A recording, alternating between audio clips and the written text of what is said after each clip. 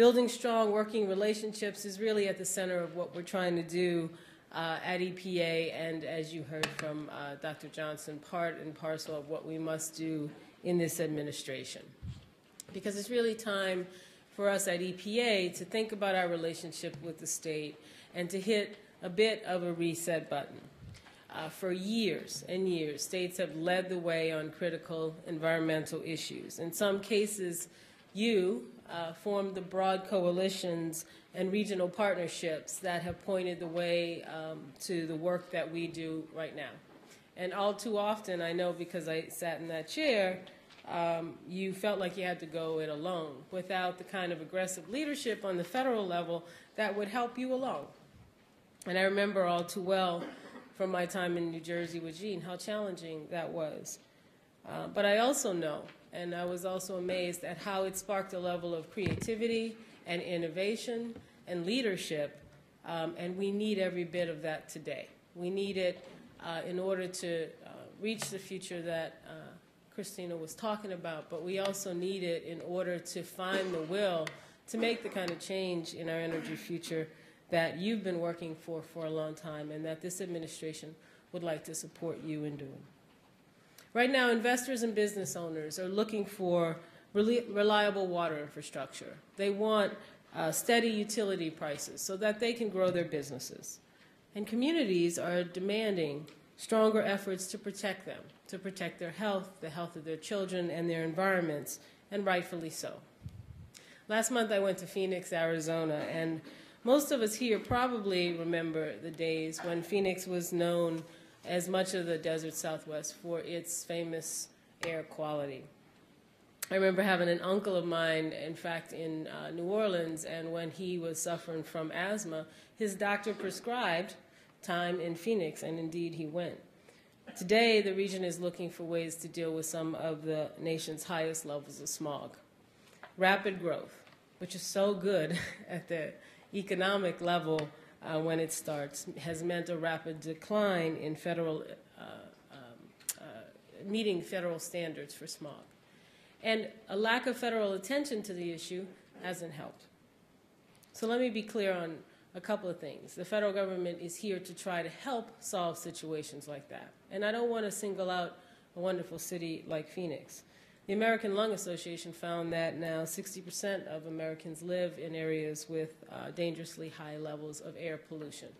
So we need to be aggressive about making sure that we're helping find solutions, not to stifle growth in places, but to encourage it and to enable it and to help our country economically as well as environmentally. 60% of Americans live in areas with dangerously high levels of air pollution, more than 186 million people all across the country who are counting on us to find solutions.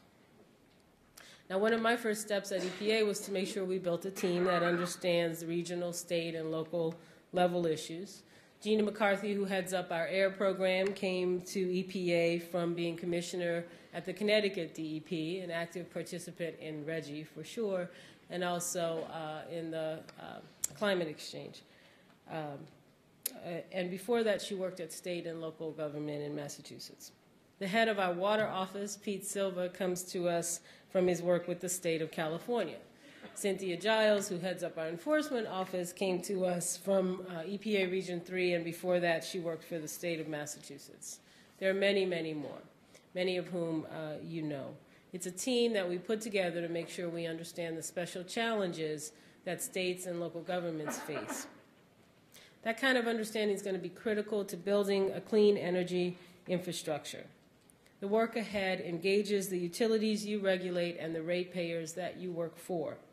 It will involve the allocation of shared resources as we lay out investments in clean energy. And it will require that you implement new standards for a cleaner, more efficient economy. So we'll need your help to protect our environment and provide the kind of regulatory certainty that clean energy innovators and entrepreneurs need.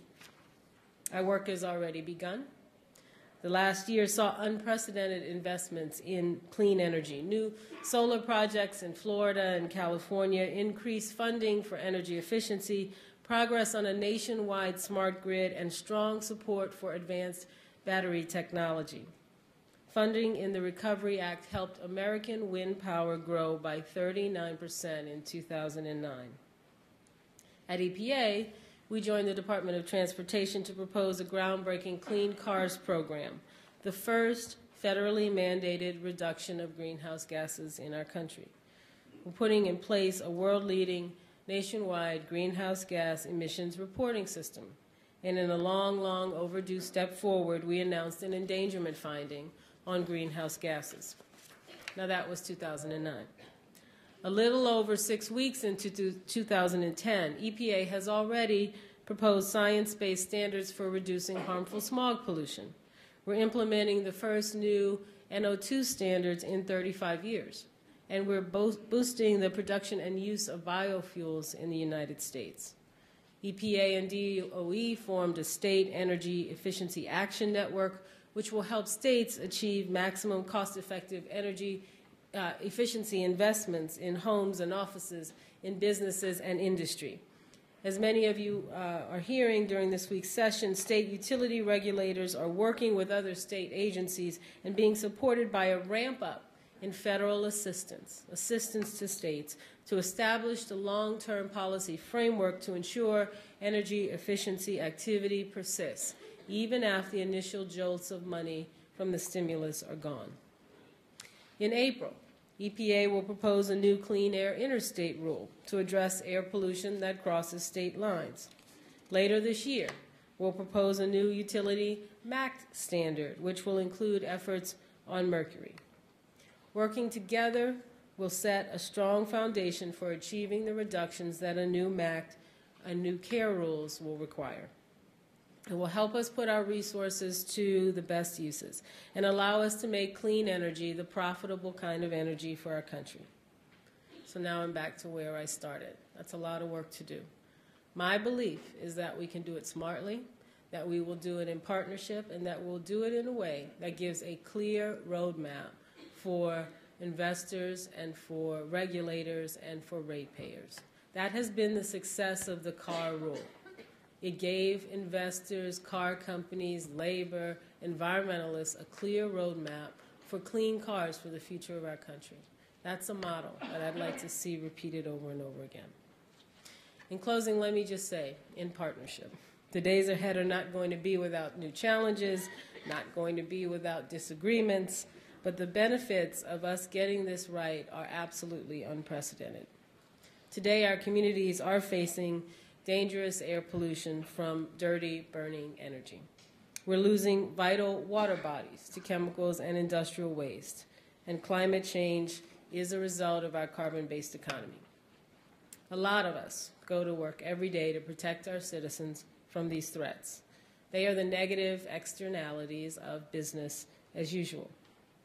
Of all the potential paths forward, clean energy and the clean energy economy prevents the most numerous and significant opportunities for positive externalities. A clean energy economy is the only one that offers not only new jobs, but cost savings, health benefits, and stronger national security. Let's take, for example, energy efficiency. You know the McKinsey study estimates that $520 billion invested in efficiency today would net $1.2 trillion in energy cost savings through 2020. $2 in savings for every dollar invested. That's a positive externality. Now let's consider the health benefits of this clean energy economy. Heart disease, cancer, and respiratory illnesses are three of the top most fatal health threats in America. They account for more than half of the deaths in our nation every year. All three have been linked to environmental causes, and a clean energy economy would substantially reduce the pollution linked to these deadly health threats. A clean energy economy will also reduce the economic burdens of hospital visits, medical bills, lost work, school days. Positive externalities. So, clean energy helps reduce health threats. Positive externality, after the initial investments in wind turbines, solar fields, and a smart grid, and the development of state policies to promote energy efficiency, clean energy can be supplied from low-cost sources at steady prices. Positive externality. Finally, clean American-made energy can free us from a dangerous dependence on foreign oil, one that threatens our economy and our national security. We can keep billions of dollars circulating in our own economy rather than sending them to parts of the world that don't always have our best interests at heart. Very positive externality. No other investment we make can offer this kind of far-reaching set of benefits for our economy, for our health, for our environment, for our wallets, for our security. With these and other reasons in mind, we have taken the first steps forward, but there is still a long, long way to go. I look forward to working with you, and thank you all very much.